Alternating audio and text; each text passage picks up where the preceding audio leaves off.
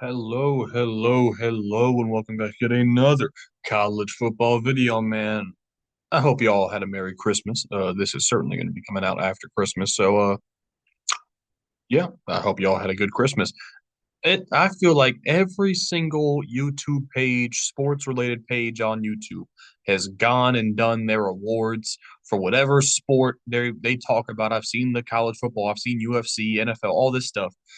I think it's my turn to get my college football awards out there, and I went big. Okay, I didn't just cut corners. I made a full length award show. Okay, this a lot of hours went into this shit. Okay, a lot of days it took me to do this. So please consider leaving a like if you enjoy this because, like I said, this took a while. So yeah, man, get yourself something to eat. Kick back, relax, because this is gonna be a long one. Pause. But yeah, man, let's get right into it. But first off, thank you for watching. Let's start off with what everybody wants to know. Best player in the country. I'm starting off big because this is also going to be a way for me to give my take on who actually won the Heisman. For me, my show, my channel, my rules, I'm giving it to both Travis Hunter and Ashton Jeanty. We're splitting the award, co-Heisman, whatever you want. Well, I don't know if the Heisman is copyright or whatever. The co-Rod Mitty Player of the Year winners, Travis Hunter and Ashton Jeanty. Give it up. Give it up for them. They deserve it because listen, man, I understand that Travis won the award in real life, right? It's so unfortunate, right? Because both of these guys truly deserve to win the Heisman. Both of these guys had generational, once in a decade, for Travis, maybe once in a lifetime type seasons. They both deserve to walk away with the Heisman. And whoever would have won the award, the other's fan base would have been so upset that it would have taken away. And the Ashton Jeanty fans, they did take away a little bit from Travis Hunter. And listen, you are perfectly allowed to have the opinion that Ashton Jeanty should have won the award. But when it comes to like some idiots just talking about Travis Hunter's not top 10 receiver or top 10 corner, he shouldn't even be up for the Heisman. Like there are some true haters out there who think Travis shouldn't even have been nominated for the Heisman. Those people are what we like to call idiots on this here channel. Travis won the Bolitnikoff for the best receiver in the country.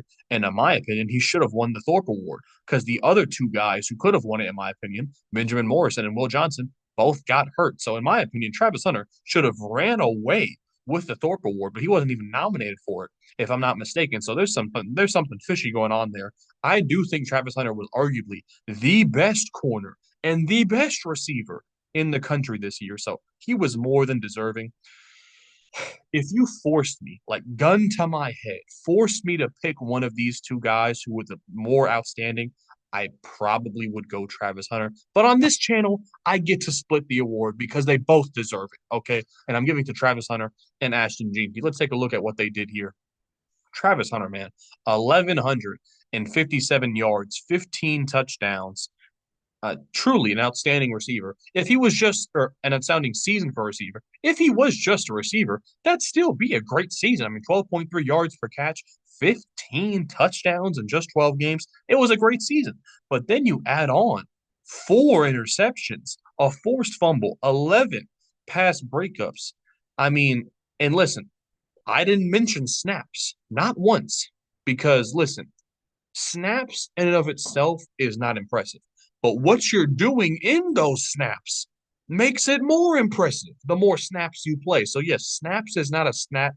Snaps is not a stat that should count towards the Heisman or anything, but it just means he does more per game than anybody else in the country. So yeah, Travis Hunter truly exceptional, an All American on both sides of the ball. I don't know if I'll ever see that again in my lifetime.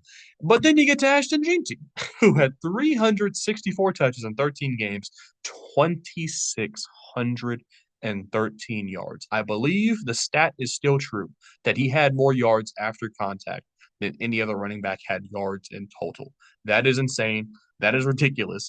7.3 yards per carry on over 300 carries is insane. And oh, by the way, he had 30 all purpose touchdowns. Amazing. I mean, the best running back season I've ever seen in my life, NFL or college. Just insane. Let's look at their biggest games each. Ashton Jeanty in week one against Georgia Southern. All of Ashton Jeanty's biggest games, by the way, came in like the first month of the season. 6 touchdowns against Georgia Southern, 271 yards, by the way. 200 yards and 3 touchdowns against Oregon. 266 yards and 4 touchdowns against Washington State. Oh, by the way, both Washington State and Oregon, pretty good teams. Obviously, Oregon being the best team in the country. Travis Hunter's biggest games: 7 catches for 300. I forgot to put the teams that they were against here. This first game is against North Dakota State. 7 catches, 132 yards, and 3 touchdowns. He had 9 catches, 152 yards, 2 touchdowns, and 4 pass breakups. I'm trying to think who that was against. Is it against? No, I'm not going to remember, but it was against a Power 4 opponent, I believe. And then 10 catches for 116 yards, 3 touchdowns, a pick, and 2 pass breakups. That was his final game, I believe, against Oklahoma State, if I'm not mistaken. I should have put the game that was against. But Travis Hunter, obviously, I mean, in those 3 games, he had 8 touchdowns, 6 PBUs, and an interception. And Ashton Jeanty in just those 3 games had what, 750 yards and 13 touchdowns. So, yeah, both these guys deserve to win it. I'm not going to pick sides. And on this channel, I give it to who I think deserves it. It just so happened that 2 players deserved it this year. Next up, we got the dog of the year. This is a little different here. This isn't just going to the best player. This is going to the player who just is built a little bit different, I'd say.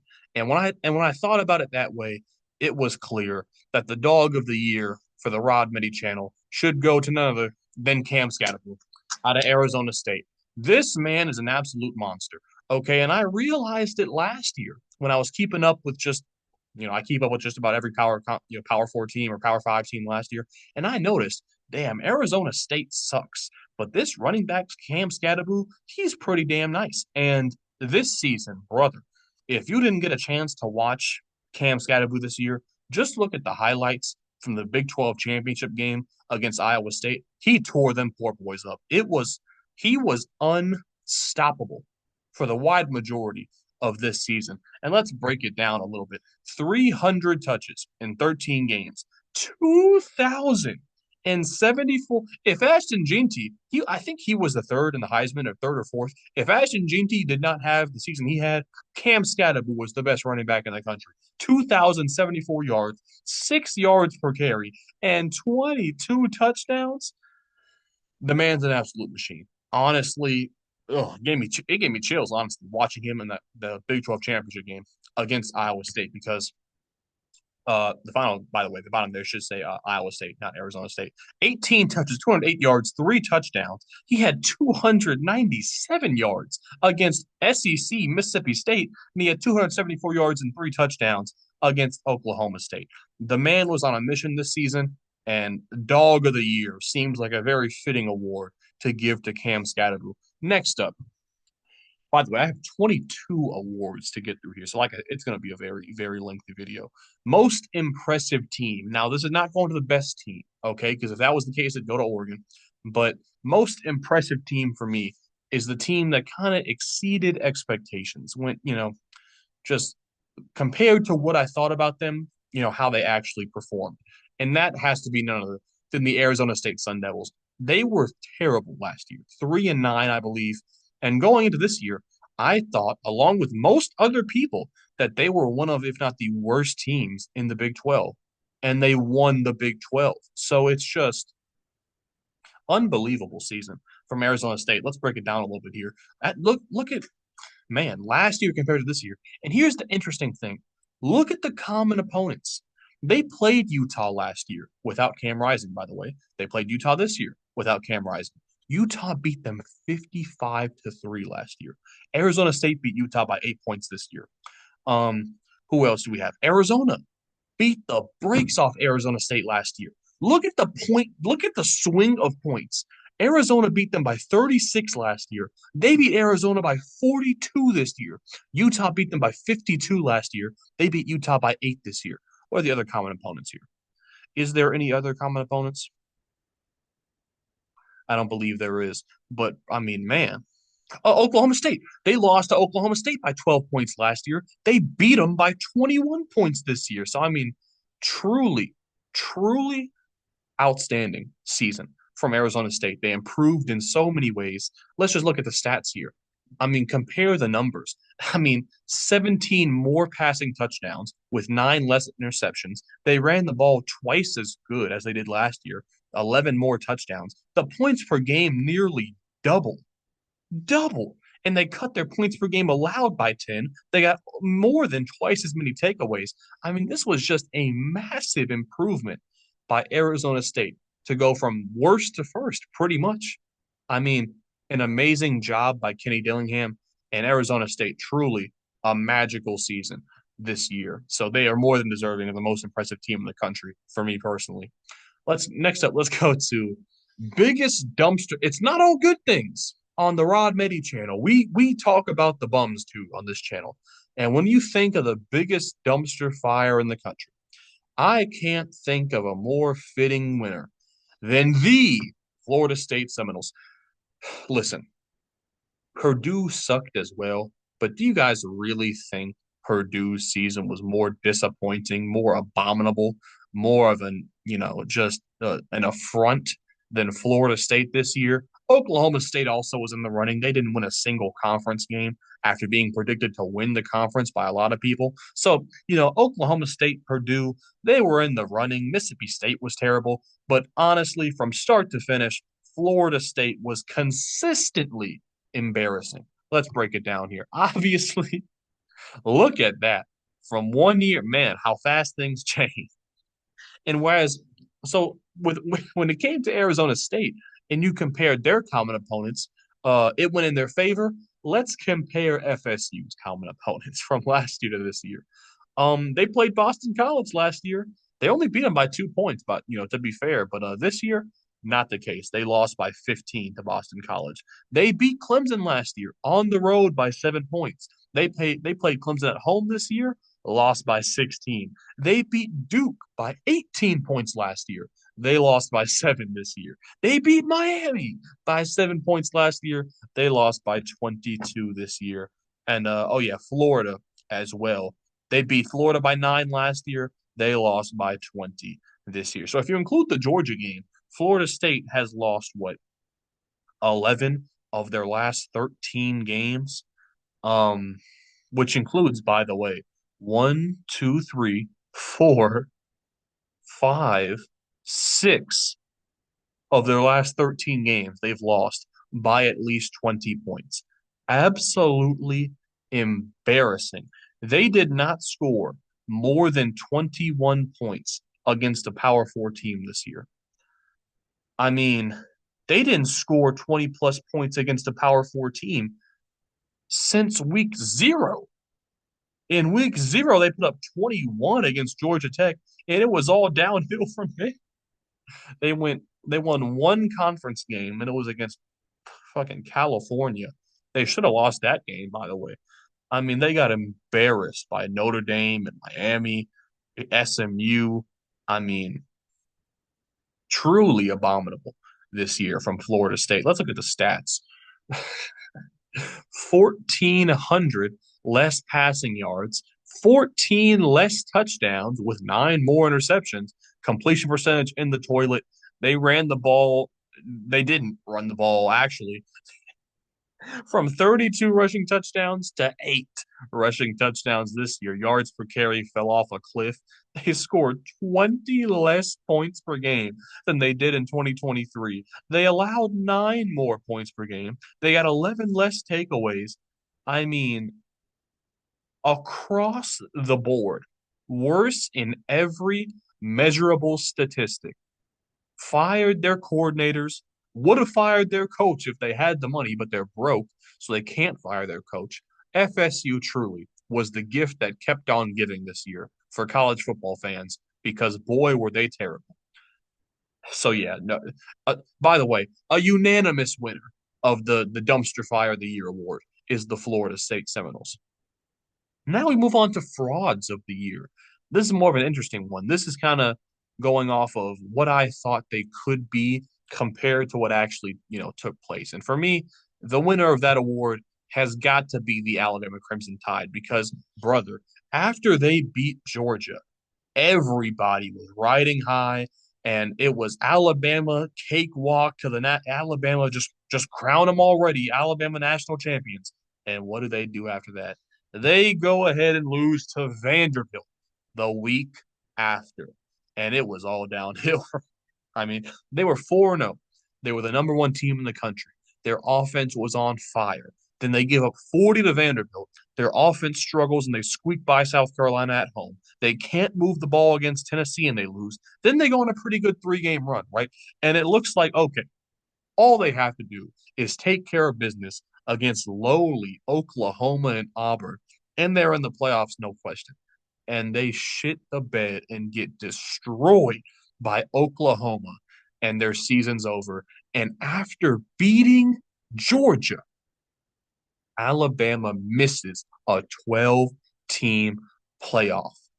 Shocking. Truly, and that's why you have to win frauds of the year. If you get off to that start and miss the 12-team playoff, Alabama had a nightmare season.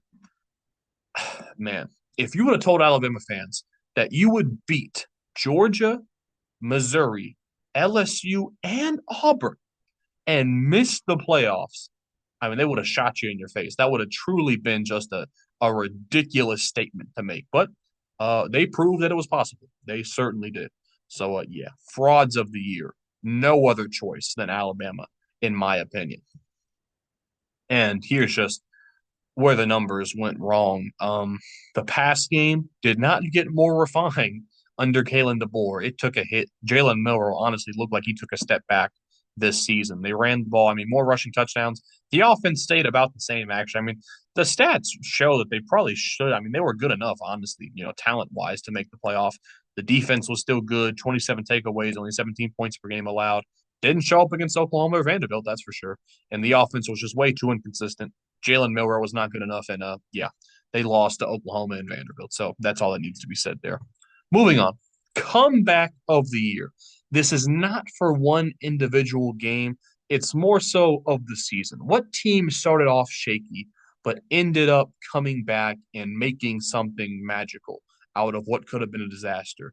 And when you think about it, I think it is clear that the winner of this award should be none other than the South Carolina Gamecocks. I mean, they were down and out, down for the count.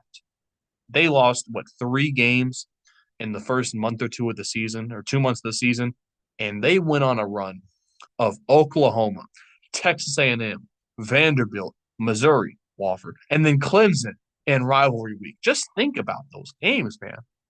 Oklahoma, Texas A&M, Missouri, Clemson were all ranked in the top 20 preseason, and then Vanderbilt was proved to be a very competent and competitive team. And South Carolina beat all of those teams down the stretch. And listen, they played a brutal schedule, man. I mean, between LSU, Ole Miss, Alabama, A&M, Missouri, Clemson, that's really rough, man. They lost, and listen, the LSU game, you could make a good case, was just straight up stolen from them by the refs. I mean, they had like 2 defensive touchdowns called back in that game due to just BS penalties. So you really could have made the case that they should have beat LSU and made the college football playoff. Also, obviously, a very close game against Alabama. But South Carolina, they could have really folded. They were 3-3 after that loss to Alabama, but they dug deep and proved that they were a good team this year. And I'm proud of them, and they showed a lot of heart and courage, and things are looking very up for South Carolina as a program right now. So shout out to them. Here's a look at the stats compared to last year. I mean, you can just see points per game scored, points per game allowed, more takeaways, 30 more TFLs, nearly double as many sacks as they had last year. Just truly a spectacular season from South Carolina this year. Next year, they're going to be heavy favorites for the 12-team playoff next year. Next up, biggest collapse. This is for the team who looked like they had some real potential to make noise and make waves and maybe even go on a national title run in the 12-team playoff. But they fumbled the bag hard. And when you think about it, I think the obvious answer would be the Miami Hurricanes. Man, I was so high on Miami preseason, and they were proving me right for the first 2.5 months. I had them as high as number 2 in the rod pole behind Oregon. They looked like they could do no wrong. I mean, it was a clear path to the ACC championship game, and they just completely fell apart down the stretch with the loss to Georgia Tech on the road and Syracuse on the road in the final 3 weeks of the season. Just brutal, brutal by Miami. And listen, their season really just fell off the rails once they started playing ACC teams because, man, you should not be getting into wars against Virginia Tech and Cal. I mean, Louisville was arguably the game of the year. Duke was way too close. That game was very competitive. I mean, they beat Florida State and Wake Forest by a lot, but who wouldn't? But man, Georgia Tech and Syracuse just, oh man, just gut wrenching from Miami fans and anybody who just wanted to see Miami in the playoff. I mean, we were robbed of Miami versus, Ohio State or Miami versus, just Miami versus SMU in the ACC title game would have been very entertaining. So it's just some great opportunities missed because Miami could not handle a mid ACC schedule. Truly devastating there. And here's a look at what happened to them. Look how high they got in the AP rankings. Right before playoff time, they got as high as number 4, and they ended up at 15. Devastating. Absolutely devastating. Next up, we have the biggest upset from the 2024 season. I want you to think long and hard about this. So there's a couple options, certainly. I'm trying to think off the top of my head. I think Michigan beating Ohio State was a massive upset, maybe the most important upset. But actually, I would say this is the more important upset. I think Ole Miss beating the brakes off Georgia was surprising. Um, but I think if you really break it down, when Vanderbilt beat number 1 Alabama, remember, this is the week after Alabama just beat Georgia. I mean, they were the lock for the national champions, and Vanderbilt beats them. And this is when people kind of knew, hold on, this is not your typical old Vanderbilt. This is serious here. And the game itself was just ridiculous. Vanderbilt scored 40 points. Diego Pavia cemented himself as an absolute legend with over 300 yards and 2 touchdowns. They ran the ball down Alabama's throat. 12 for 18 on third down. They won the turnover battle 2-0. And truly, I mean, Vanderbilt upset the number 1 team in the country. I've never seen anything like it, and I don't know if I ever will. Again, to be honest, that is just a ridiculous situation. Right after Alabama beat Georgia, they go on the road. They go on the road and lose to Vanderbilt. Just insane to me. Next up, we got the biggest disappointment. This is the team who I was the highest on preseason and just did not live up to my own expectations. And if you follow the channel, you probably know it's Ole Miss. I mean, brother. And the crazy thing is that the talent showed up. The defense was just outstanding. The best Ole Miss defense probably ever. I mean, their front seven was the best in the country. I mean, their wide receiver talent was ridiculous. Jackson Dart was healthy the whole year, and they lost to 3 teams who were not good. I mean, Kentucky at home, they just chose to lose the game to LSU. And then against Florida, their offense completely shits the bed. And it's just terrible play calling. And when you think about it, they dominated Georgia and South Carolina. They scored 63 on Arkansas. I mean, it's unbelievable. Ole Miss lost 3 games by a combined score of 13 points. And it's just like it's hard to imagine just how close they were to making the playoffs. I mean, you just had to take care of business against Florida. If you would have beat LSU or Kentucky, you would have made the playoffs. But alas, they failed at every key moment where they just had to take care of business against a team that they were better than. They're obviously better than Kentucky and Florida, and they're certainly better than LSU, and they couldn't do it. It's baffling to me. Ole Miss and Lane Kiffin is going to want this season back so much, but you only got one chance and you blew it if you're Ole Miss. So certainly the winners of the most disappointing team award. And as you can see the rankings here, they got as high they started off extremely high. They were number 5, then you lose to Kentucky, then you beat Georgia. But then I mean, the LSU loss, I mean, they just never, well, you can see after they beat Georgia, they crawled back into the number 10, number 9 spot, and then they lose to Florida. And it's just, forget about them. They're just major disappointments. Next up, we got the best quarterback in the country. This is really not that many guys on the in terms of like the option.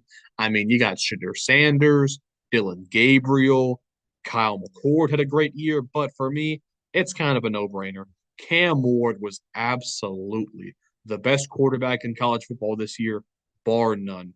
I mean, he had his moments where he wasn't excellent, but honestly, nobody really came close. Even, the runner up, I guess, would be Shadur, but he was not what Cam Ward was this year. 4,300 yards, 40 touchdowns. I mean, 171.1 passer rating. Truly exceptional.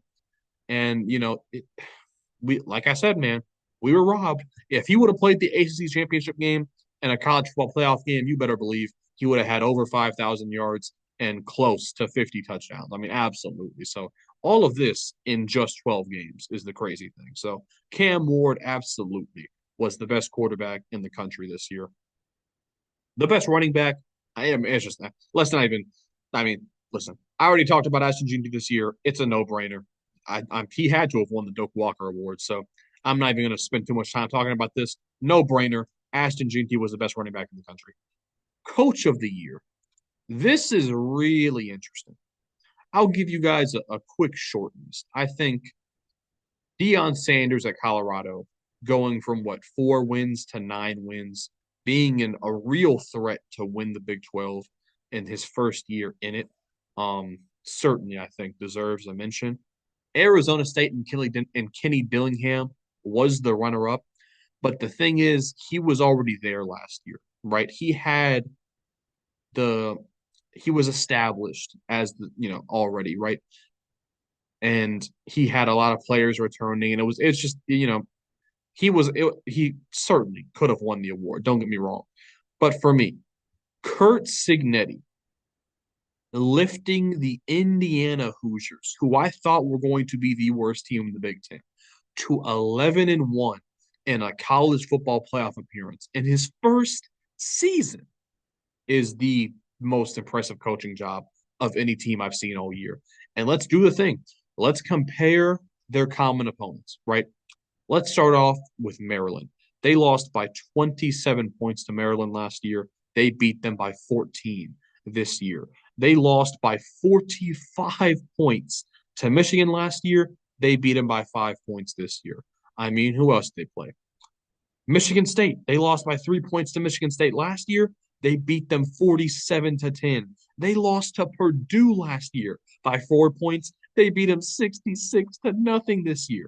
I mean, the progress, the improvement took place overnight, and that's because Kurt Cignetti brought like 30 transfers with him this year. A lot from James Madison, where he was a very good coach at James Madison, and he took that over and he produced a very, very excellent season for Indiana this year. I mean, just look at the numbers here. Night and day, completely different. I mean, 68 touchdowns passing and rushing this year. They had 31 last year. Twice as many points per game scored. I mean, brother, they doubled their points per game scored and cut in half their points per game allowed. Incredible. Incredible. One of the best season to season turnarounds I've ever seen at any level. So, Kurt Cignetti, I think he won it in real life as well. An amazing job this year for what he did at Indiana. Next up, we got the Best Wide Receiver Award. I know Travis Hunter won it in real life, okay? But in my opinion, the best wide receiver was the Triple Crown winner, and that's Nick Nash out of San Jose State. San Jose State, they're in the Mountain West. The level of competition, I understand it's not as good as what Travis Hunter went up against at Colorado. But just look at these stats, man. 104 catches, 1,382 receiving yards. He had more catches, more yards, more touchdowns than Travis Hunter. And by the way, as a receiver, he was 2 for 2 as a quarterback, went for 42 passing yards and 2 touchdowns. The man had 1,400 yards and 18 total touchdowns at the receiver position. Nick Nash deserves his flowers for what he did this year. He was absolutely outstanding. And man, Triple Crown winner who threw 2 touchdowns. His passer rating must have been through the roof. 2 for 2, 42 yards and 2 touchdowns. Nick Nash, I'm going to show him some love. He was the best receiver in the college football this year.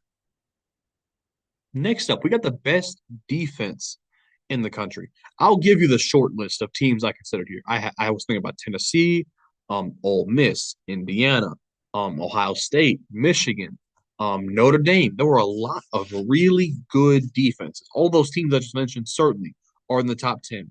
But when I broke the numbers down, I found one team who was slightly above the rest. And I said this, I'd say Ohio State was a close second. But in reality, and this shocked me, Texas was the best defense in the country this year.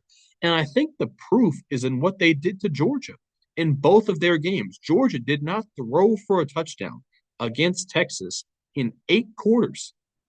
And on the contrary, Texas had 4 interceptions against Georgia? So 4 interceptions, 0 touchdowns allowed. That's a pretty good number for me. And I know they gave up like 4 or 5 rushing touchdowns, but brother, Texas's defense was shut down this season. Take a look at the numbers. Under 250 yards allowed per game, only 143 passing yards a game. They allowed more rushing yards than most of these other top level defense, but it's still not a lot. 12 points per game allowed? 12 in the SEC? And listen, they didn't play Texas or Alabama or Ole Miss or anything like that, but they played Georgia twice. They played Georgia twice, only allowed 12 points per game, nearly 3 sacks a game for that defense. And brother, 28 takeaways? Are you kidding me? Texas's defense deserves a ton of credit because I'm sure when people were looking at this team before the season started, nobody would have bet any money. This would be the best defense in the country. So, like I said, a lot of credit, deserves to be given to them. They were absolutely outstanding this season as a unit. Next up, the worst quarterback in the country. Listen, I'm sure there's a bunch of guys out there at these G5 low-level FBS schools who threw like 1 touchdown to 6 picks. So I understand. They all could have won the award, right? But I feel like it deserves to go to the guy who has like the biggest name on a powerful, because that's what people care about, right? So when taking everything into consideration, I think DJ, you need to find a job. Yeah, I mean, come on. Was there really any other option? And I know he got hurt, so he couldn't finish the year. But man, when he was in there, let's just take a look at the numbers 1,065 yards, 4 touchdowns, 6 picks. There's no way they're complete. One second. I have to fact check myself here. 67. Is that accurate? There's no way, brother. Let me cross reference. And his best game, by the way, was in week 0 against Georgia Tech, where he didn't do much. let me correct myself here. No way on planet Earth was this 67.4. I knew it by the right away. It was actually 53.8. So yeah, let me not give DJU that much credit. They did not win a single game. Oh, never mind, they did. They won one game when he was a starter against Cal. He had 177 yards, 1 touchdown, 1 pick. DJU did not have a game this year. He played 5 games. He did not have a game where he threw a touchdown without throwing at least as many picks. Man, truly outstanding this year from DJU. 4 touchdowns, 6 picks, and 5 starts. 213 yards per game, and a passer rating which was 65 less than Cam Ward, for example. So yeah, DJU, and he declared for the draft, by the way. Brother, you need to declare for LinkedIn. There is no way on earth DJU I don't think DJU would start in the UFL. Yeah, I don't know what the hell this man's thinking declaring for the draft. Truly abominable. I keep using that word. I gotta find some more. Um, Truly despicable, horrifying, um, tragic. Those are some good adjectives for DJU this season at Florida State. Thief of the year. This is an interesting one. A lot of you, this might be a bit too deep of a reference, a deep cut, if you will. But Cam Rising at Utah, Utah fans turned against Cam Rising this year. And it's so interesting because last season, I thought Cam Rising was going to come back week one against Florida. He turned up, he did not play a single game for Utah last year, shockingly. Um, it was crazy, honestly. It truly was just, I couldn't believe he didn't play at all last year. So coming into this year, people are like, okay, Cam, we basically punted our entire 2023 season for you. Can you please come back and lead this team to the Big 12 championship game? And the man played 3 games. That makes it 3 games over the last 2 years for Cam Rising. And this is his NIL valuation is in whatever you want to say it is. This man is taking 6 digits, 6 figures from Utah this year. And he played a grand total of 3 games, 553 yards, 7 touchdowns, 3 picks. Congratulations, Sam Rising. You got away with burglary. I mean, he robbed the bank and didn't go to jail. This is absolutely insane. 3 games in 2 years and hundreds of thousands of dollars stolen from Utah. The fans have completely turned on this guy. They won back-to-back Pac-12 championships, and you would never know it because they want Cam Rising's head in fucking Utah, wherever the hell they play at. It's insane. Next up, we got the biggest letdown. And this is an individual player here in terms of like my personal experience. Like I was very, very high on this player, and he just did not deliver, even though he was perfectly healthy, which is just shocking to me. And that's Jalen Daniels from Kansas. Man, I thought to myself, I'm like, man, if Jalen Daniels, the only concern I had was can he stay healthy? Because his talent was, I mean, obvious his last couple of years, but it was just he could not get over the injury problems. And the interesting thing about Kansas is their top 3 receivers all returned from last year. And both of their running backs came back as well, including their star running back, Devin Neal. So their top 5 weapons from last season all returned. So I'm like, brother, there is no way Jalen Daniels cannot be successful.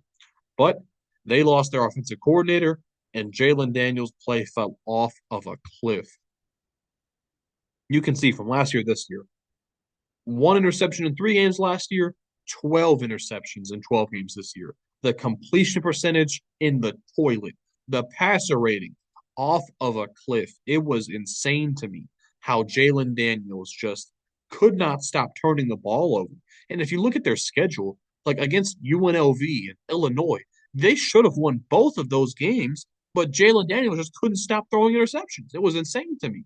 So Kansas, their season was dead on arrival because of Jalen Daniels. Like he was the guy holding them back this year. I can't believe it. Really, it's just shocking to me. But that's the whole point of this award. I mean, he had all the tools around him, but he himself held them back. And the interesting thing is, I thought he was done. I thought he was a senior with no more eligibility left, but he's returning next year to Kansas. So maybe he has one more chance to right the wrongs of this season, and 2025 will be the year for Jalen Daniels. But I'm not too sure about that. Moving on. Worst coach. We did best coach. That's Kurt Signetti. But the worst coach of the year, there's a lot that goes into this. But when I thought about it, I wanted to think about a coach who's just going in the complete wrong. And listen, I could give it to some first year coach who did terrible, like the Mississippi State head coach or the Purdue head coach who got fired, or Mike Norvell. He was in the running. Don't get me wrong, but I mean, the Florida State's already won enough award. I mean, they won dumpster fire. DJU won worst quarterback. So I didn't want Florida State to clean sweep all the awards. I wanted to spread the hate around even. So for the worst coach of the year, I'm going to give it to Lane, or sorry, not Lane Kiffin. I'm going to give it to Lincoln Riley at USC because everything that could have went wrong for USC went wrong this year. The quarterback who they hitched their wagon to, Miller Moss, they were wrong. They benched him in the middle of the season and moved on to some other guy who they're hoping will be better. So their quarterback and their offense as a whole was not what they thought it would be. They moved to the Big Ten, first year in the Big Ten, and they were pathetic. I mean, they went 6-6. They lost to teams like Minnesota, Maryland, Washington, back-to-back years, by the way. Um, I mean, they got into dog fights with Nebraska and UCLA. I mean, and they beat the crazy thing is they beat LSU in week one. So people had all these expectations on them, and they fell flat on their face. They lost three straight games in the middle of the season, and they had a losing record after the first 2 months of the year. I mean, embarrassing. They ended things off with a loss to Notre Dame, where their defense looked like the old USC defense, and I'll give them credit. Okay, in Big Ten play, and even just their first 11 games in general, the defense was much improved. Okay, but still, they could not get the job done. The offense fell off a cliff. They clearly were not physical enough to hold up and compete with some of these Big Ten teams, and that showed clearly. And just compare the numbers: 800 less passing yards, 12 less passing touchdowns, twice as many interceptions.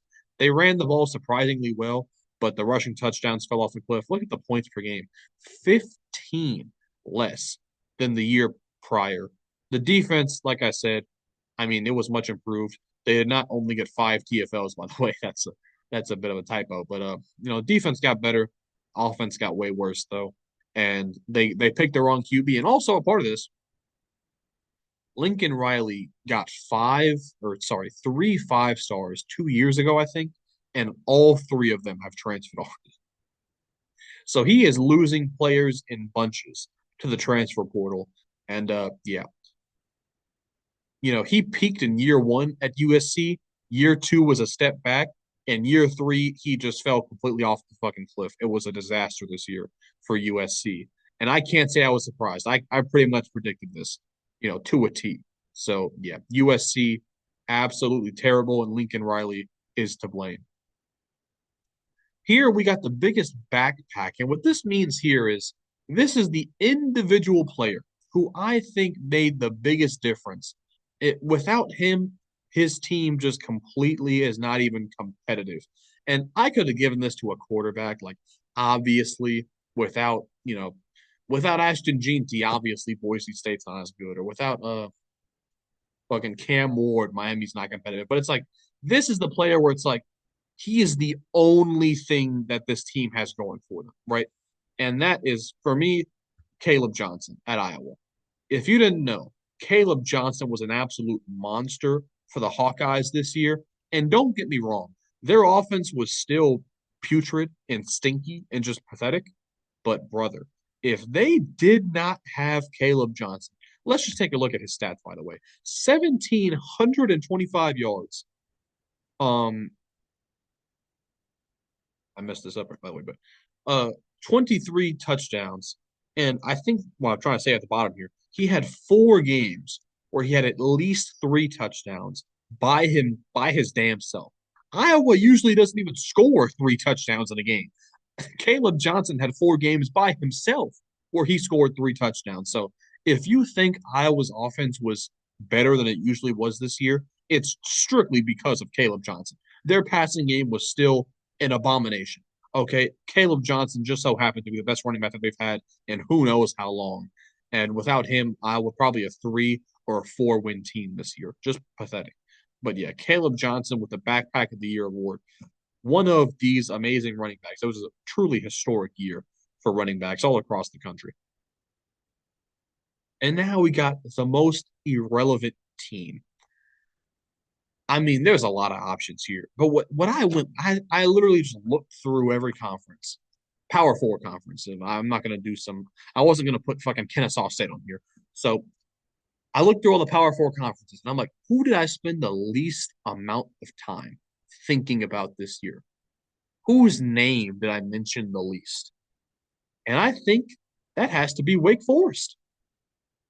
I don't think I spent a single second thinking about Wake Forest football this year. The only memory I have is when Miami beat them, following their right after their loss to Georgia Tech, they bounced back and beat the brakes off Wake Forest. That's the only time I mentioned it was when they were getting blown out by Miami, and it was just in passing. It was like, oh, Miami blew out Wake Forest. That was it. That was it. It was nothing else. And what compounds this and makes it even more interesting is that Wake Forest, like 3 years ago or 2 years ago, was playing in the ACC championship game. So to fall off that fall and be completely just forgotten this year was, it was an impressive task, an impressive feat, by Wake Forest. So, but obviously, there's a bunch of teams that could have won this award. But for me personally, I did not spend a single second thinking about Wake Forest. I don't even know what their team name is. I have no idea. It's just I just put Wake Forest here. So yeah. Next we got game of the year. And this is specifically for games that I watched myself. Off the top of my head, Ohio State and Oregon was really good. Miami and Louisville was just ridiculous. But there was one game that I don't think I'll ever see anything like it again, and that was the 8 overtime thriller between Georgia Tech and Georgia in Athens. That game was just it was a complete roller coaster of emotions. I mean, Georgia came back from a 17-point deficit. They scored 44 points in the second half, and the 8 overtimes, there were 86 points in total, 11 touchdowns, nearly 1,000 yards. Haynes King played the best game I've ever seen in my life. But Georgia somehow, against all odds, managed at like 1 a.m. to beat Georgia Tech and finally put that thing to rest. I was texting my cousins the whole time throughout this game, and that thread is like 5 hours long. It's insane. I mean, every single thing that happened in overtime we were talking about. I mean, it's just ridiculous. It's shocking that more players didn't get hurt from playing like 100 fucking snaps that game or whatever. It was insane. But yeah, man, that was the game of the year for me. And I think this is the last. I think this is the last thing. The last. I think this is number 22 right here. And it's funny. While recording all this, I've thought of some more awards in my head but I'm not gonna do that shit. I'm losing my fucking voice. But finally, to end off the video, the best offense slash the most entertaining team to watch this season. It's kind of a no-brainer for me. It has to be Miami. I mean, Miami's offense was just flawless this year. And it was so high powered. They had the best quarterback, obviously. They had a great run game between Damian Martinez and Mark Fletcher. They had a plethora. I mean, tight end Eric Arroyo, Xavier Restrepo was exceptional, probably the best receiver in the entire ACC. Isaiah Horton, Jacoby George, truly exceptional. I mean, 538 yards per game, 44 points per game, 56% on third down. This offense was unstoppable. They had one game all year where they slipped up, and that was against Georgia Tech. They lost to Syracuse where they scored 38 points. So, I mean, yeah, Miami was just beautiful, beautiful to watch. And I mean, they'll be talking about this Miami offense down there for a long, long time. It's going to be nearly impossible to recreate these types of numbers for them. So, yeah, man, that's going to be it for this video. Please leave a like if you enjoyed. Subscribe if you are new.